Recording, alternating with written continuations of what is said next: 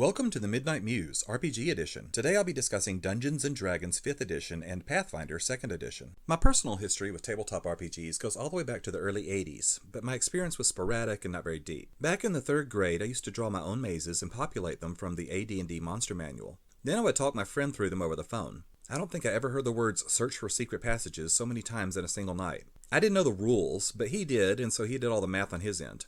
Looking back at how ridiculously overpowered my encounters were, he probably cheated. After that, I played the occasional random D&D session, usually several years apart. I didn't really start to get into D&D until near the end of 3rd edition's lifespan, and I didn't start playing it in earnest until 4th edition. 4E gets a lot of hate, but I liked it for what it was, a tactical combat board game with a plot. As long as you understand that going in, it's actually a pretty fun game. Their only real mistake was calling it Dungeons & Dragons 4th edition. If they just kept 3.5 going and marketed 4E as a spin-off product, they might have been a lot better off. They could have called it D&D Heroes or D&D Tactics. But no, Wizards of the Coast abandoned 3.5, leading to the Paizo company using the OGL to release Pathfinder, which took 3.5 and ironed out the bugs as well as adding tons of brand new, high-quality content. Fans of 3.5 flocked to Pathfinder in droves, and while D&D is currently experiencing a surge in popularity, a lot of those lost fans never came back. Personally, I liked Pathfinder, but I also found it too complicated. Creating a character was a chore for me, even when I tried using character creation software. I liked that it had a lot of additional content, but it had so many options that I felt like I needed to read a dozen splat books just to optimize my character. I'm not much of a power gamer, and Pathfinder made me feel like I had to min-max just to keep my character alive. Your mileage may vary on that one. When D&D 5e was released, I fell in love. Character creation was so simple, even an idiot like me could build a character in 5 minutes. The background options encouraged role-playing, and the combat encounters were a lot faster than in 4th. Of course, optimized characters are still more effective in battle, but that's going to be true of almost any system. But in 5e, I never really felt the pressure to optimize my character, and I felt a lot more comfortable building my character around their background. Now, some people complain that the monsters in 5e were too easy, but that never bothered me. I'm not going for a high score here, I'm in it for the story. For me, 5e struck the perfect balance between roleplay and combat, and it's just about everything I'm looking for in an RPG.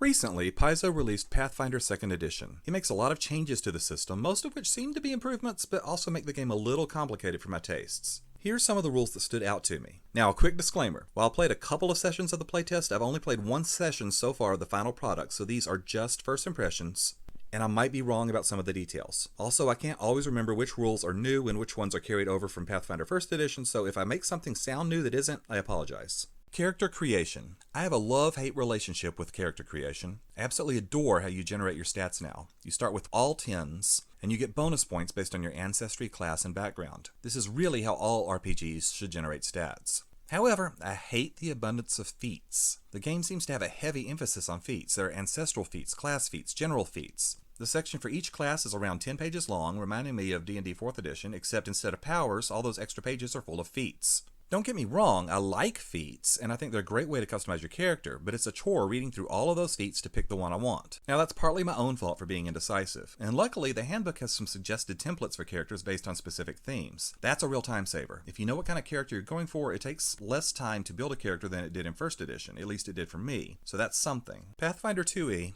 That's a bit of a mouthful. For the rest of this video, I'm going to call it Tewi. Anyway, Tewi refers to races as ancestries, which is probably more accurate and more future-proof. But I do wish there were more ancestries to choose from. But then knowing Paizo, we'll have 37 new splat books by the end of the year. I like that Tewi incorporates backgrounds into character creation, just like D&D 5e did. The new action economy is, well, I think it's easier to learn, but I'm so used to the standard move minor variations most RPGs use that I have to unlearn what I know to relearn the new system. In Tewi, everyone gets 3 actions on their turn. Those actions can be for anything: movement, drawing your sword, attacking. But some bigger actions use up more than one action, and certain actions have penalties if you use them more than once a turn. The Encumbrance system is interesting. Tewi uses a bulk system rather than have you add up each item's individual weight. It tries its best to make this simple, but doesn't quite get there in my opinion. Basically, you can carry an amount of bulk equal to 5 plus your strength modifier. Large items are assigned bulk values based on their size, weight, and how awkward they are to carry. Smaller items are just labeled light, and 10 light items equals 1 bulk. So a long sword would be 1 bulk, 10 daggers would be 1 bulk,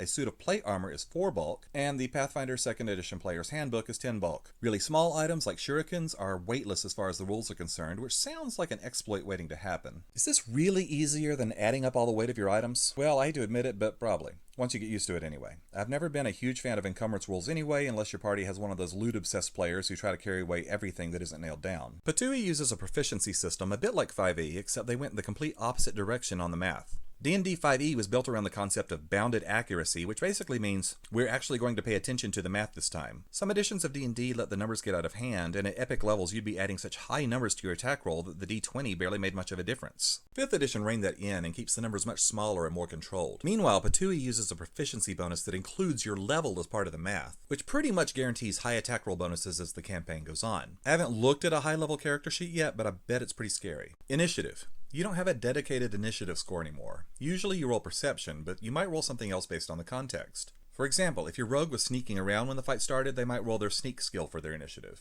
To me, this rule right here represents the essence of Tewi. This is a rule that makes perfect sense, to the point that you may even question why RPGs did it the other way before. But at the same time, it very slightly slows down the game since the players will have to confirm with the DM which skill to roll. It only adds a few seconds, but that's my point. Tewi is full of rules that make a lot of sense, but add an extra few seconds to gameplay. No single rule really slows down the game, but combined? I mean, I probably shouldn't say this until I played it more, but it nickels and dimes you with tiny extra rules until the whole game feels too complicated. Secret rolls. The DM makes certain player rolls in secret now, so if the rogue checks for traps, the DM rolls the skill check for them and lets them know whether they think it's safe. This way, PCs don't treat high or low rolls as out-of-character knowledge. For example, let's say you roll to see if someone is lying, and the DM says, well, you think he's telling the truth. In other RPGs, you might respond, yeah, well, I got a 27 on my insight check, so I'll trust my instincts. But in Tewi, you don't know what you rolled, so you don't know how confident you should be. This rule makes a lot of sense, but at the same time, I just don't like giving up control that way. Also, I can see it slowing the game down. Before, if you rolled really low, you might ask another party member to check as well. But if the DM rolls for you, then players can no longer be confident about these checks, and they might ask fellow party members to duplicate every secret check. Besides, I'm not convinced the results of these rolls would actually be out of character knowledge. I think most people, when they attempt something, know to some degree how well they did. Roll high in your insight check, and you can say you're almost positive he's not lying. Roll low, and you can say the guy has one of those faces that's hard to read. But if the DM rolls in secret, you don't know how your character feels about their attempt. But I'm probably making too much out of this. Crits. You now get a critical hit not only by rolling 20s, but also if you roll at least 10 higher than the target DC. Likewise, you fumble if you roll 10 or more lower than the target number, as well as when you roll a 1. In addition to attack rolls, a lot of skills have extra effects that go off if you crit or fumble. I think that's a good system. I've always thought it would be cool if there were a difference between just barely hitting someone's AC and obliterating their AC. But it also means you want to keep the player's handbook nearby in case you forget what happens when you crit with a specific skill. Opportunity attacks. You provoke an opportunity attack if you move while in an enemy's threat range. This is reasonable, but it's going to be hard for me because I'm used to 5e where you only provoke when you leave their threat range. But Tewi does allow you to step one square without provoking. Diagonal movement. By default, it uses the 1-2-1-2 method for calculating diagonal movement. This is a huge pet peeve of mine, and I could probably do a whole rant on that one rule alone. But to sum up, I prefer simple rules and ease of play over stark realism and simulationism. Non-magical healing. Healing is a divisive issue for players. Some people, usually old school gamers, prefer slow healing because it turns it into a resource management game. Does the party really want to risk going down another dungeon level when their hit points are down 25%? Other players, usually the ones who grew up playing video game RPGs, prefer to recover all their hit points by resting after each battle. This helps the game move along faster and prevents you from going back to town every 20 minutes. I can see both sides of the issue, but personally I prefer fast healing. At least if the campaign has a lot of combat in it. A few years ago, I was in a Pathfinder 1st Edition campaign, and my character got injured, and she had to stay in bed for several days while the rest of the party went out on cool adventures. At first, it looked like Tewi was going to be the same way. But then I learned about the skill Treat Wounds. Basically, it allows you to make a DC 15 check once an hour to heal 2d8 hit points. For a game without any form of healing surges, this is a game changer. I can see this becoming a must-have skill for any class that allows it. I can also see some DMs disallowing it at their table, or at least restricting the number of times it can be used per day. Hero points. Every system has some version of action points, inspiration, bennies, or whatever. In Tewi, hero points are points that you get that only last for the session that you can trade in to reroll bad checks or to keep you from dying. Since they can save your life when you're making death saves, it's risky to use them up on anything else. And I imagine most players will always save one for emergencies. Heck, it's worth it just to avoid having to look up the dying rules, which take up nearly 2 full pages of the player's handbook. Okay, to wrap up. Tewi is a decent system, but I do have some concerns about its future. Like I said earlier, the original Pathfinder's fan base was made up of people who didn't want to leave D&D 3.5 behind. But Tewi isn't based on 3.5. So are those fans going to stick with it? Or will they keep playing Pathfinder 1st Edition?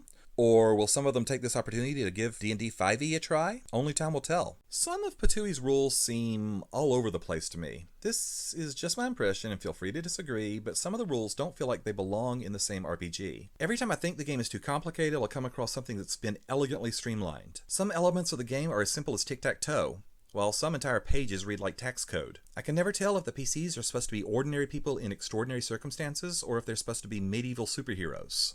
I have a fundamental problem with the player's handbook that is hard to put into words, but basically the information I'm looking for is rarely where I would look for it. It's like the writers and I just can't agree on how you should organize a book. I can only read the player's handbook in small chunks because my brain keeps getting full. I keep finding rules that make me say, awesome, but I'll never remember that option exists. It's like being at a buffet full of thousands of delicious desserts, but you've already filled up on steak and couldn't eat another bite. Overall, I think Pathfinder 2nd Edition is an excellent game with a lot of creative features. However, I also think it's a bloated system and unnecessarily complicated in places. It would not be my first choice of RPG, maybe not even my fifth, but I would still play it and probably enjoy it. Bottom line, there's a lot to like in the newest version of Pathfinder, but it's far from perfect. Personally, I prefer D&D 5e, but Tewi is good enough that I'm happy to play it when I can't find a 5e game. And if you liked this video, don't forget to click like, share, and subscribe. Thank you for watching.